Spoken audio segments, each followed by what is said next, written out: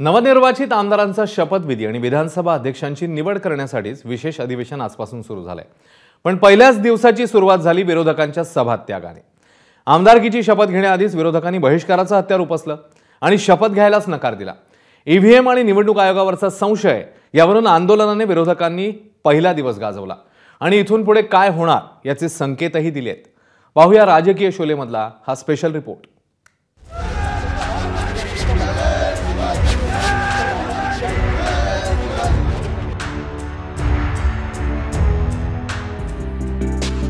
सकाळी 10:30च्या सुमाराला मुख्यमंत्री फडणवीस, उपमुख्यमंत्री एकनाथ शिंदे आणि अजित पवार आपापल्या आमदारांसह विधान भवनात दाखल झाले।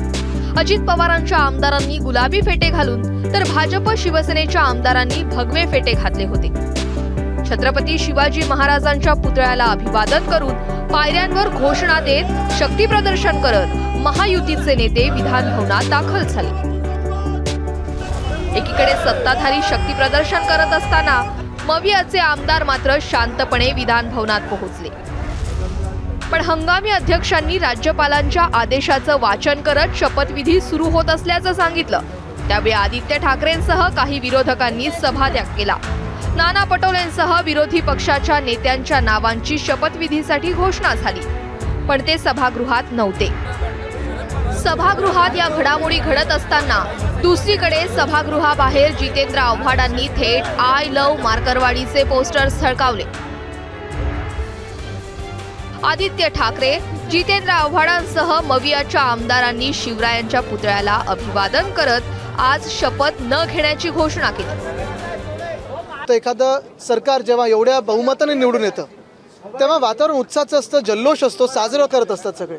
पण कुठेही जल्लोष दिसत नाही, कुठेही कोणी साजरं करत नाहीये। आणि मनात हाच प्रश्न पडतो जो आम्ही आधी पण विचारलेला होता की हे जे मॅन्डेट आहे हे जनतेने दिलेलं मॅन्डेट आहे की निवडणूक आयोगाने दिलेलं मॅन्डेट आहे, ईव्हीएमने दिलेलं मॅन्डेट आहे। त्याच्या मागे जाऊन त्याच्या विचारांना पुढे घेऊन त्यांच्या आंदोलनाच्या स्वरूपाला पुढे घेऊन जाणारे मार्करवाडीचे नागरिक, त्यांचा गुन्हा काय?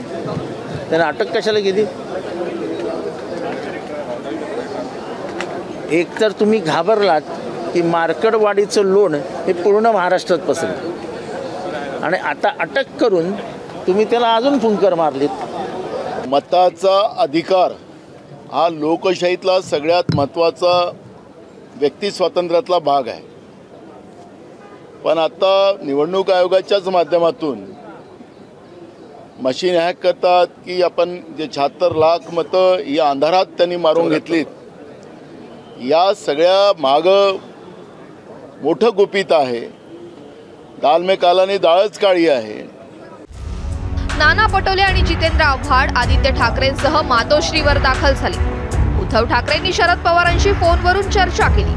त्यानंतर सरकारचा निषेध करत अधिवेशनाच्या दुसऱ्या दिवशी शपथ घेण्याचा निर्णय जाहीर करण्यात आला। शपथविधीवरून अधिवेशनाच्या पहिल्याच दिवशी मवियाच्या या महानाट्यामुळे आगामी हिवाळी अधिवेशनात काय होणार याची चुणूक पाहायला मिळाली आहे। ब्युरो रिपोर्ट, एबीपी माझा।